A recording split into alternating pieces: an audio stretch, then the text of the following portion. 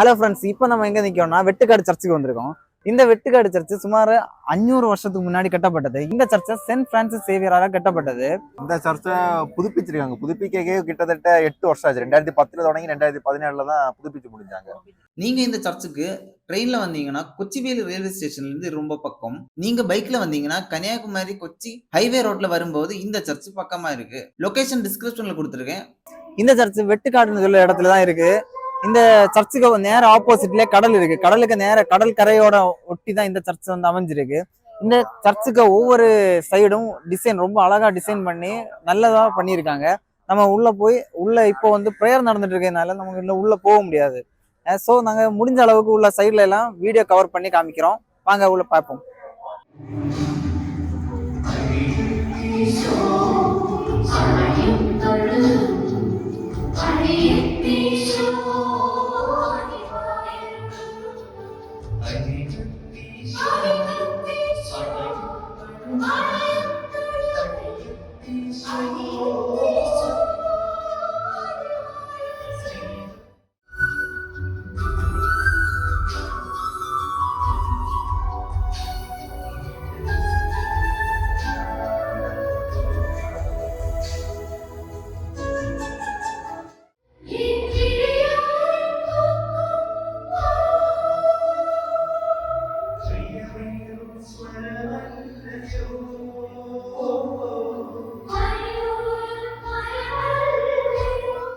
நாங்க இப்ப சர்ச்சுக்கு உள்ளாடி எல்லாம் போய் பார்த்துட்டு அங்க ப்ரேயர் நடந்துட்டு இருக்கு. ஸோ அங்க உள்ளாடி ரொம்ப வீடியோ எல்லாம் எடுக்க முடியாதுல, சின்னதா ஒரு வீடியோ எடுத்துட்டு அப்படியே முன்னாடி இருக்க பீச்சுக்கு வந்திருக்கோம்.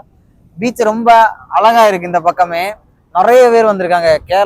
கேரளால இந்த பீச் வந்து ரொம்ப ஃபேமஸான பீச். ஏன்னா இந்த சர்ச் வந்து ஃபேமஸ் ஆனதுனால இங்க வந்து டெய்லியுமே இந்த இடத்துல ரொம்ப கூட்டமா இருக்கும். அது மாதிரிதான் இன்னைக்கு ஈவினிங்கும் ரொம்ப கூட்டமா இருக்கு.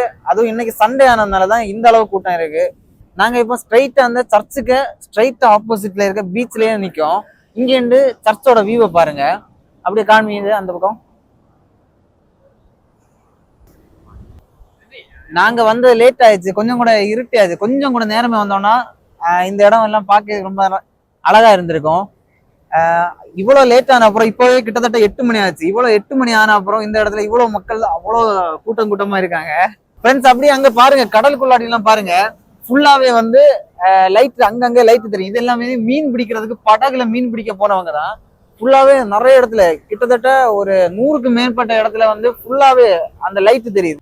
ஃப்ரெண்ட்ஸ், இங்க வந்து மீன் பிடிச்சிட்டு இப்போ கொஞ்சம் முன்னாடி நாங்க வர்றதுக்கு கொஞ்சம் முன்னாடி தான் இங்க கரையில கொண்டு வந்திருக்காங்க. அந்த இதுல இருந்து வந்து மீனை எல்லாம் பிரிச்சு எடுத்துட்டு இருக்காங்க. பட் இருட்டுல ரொம்ப கிளியரா தெரியல. ஆனாலும் பாருங்க, வலையில இருந்து மீன் எல்லாம் பிரிச்சு எடுத்துட்டு இருக்காங்க. அங்க பாருங்க.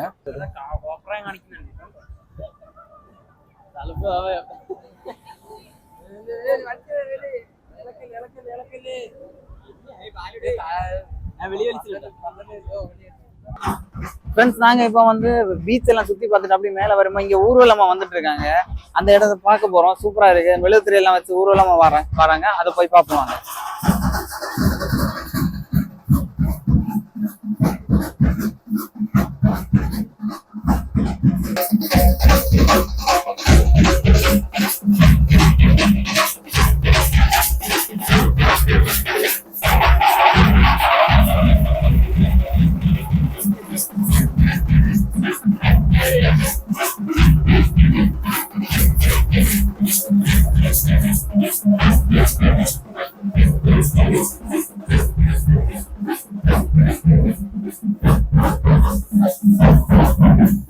இந்த சர்ச்சோட பின்புறத்துல இந்த பக்கம் வந்து ஒரு குருசடி இருக்கு. அதுல வந்து இயேசு கிறிஸ்துவோட சொரூபம் வச்சிருக்காங்க.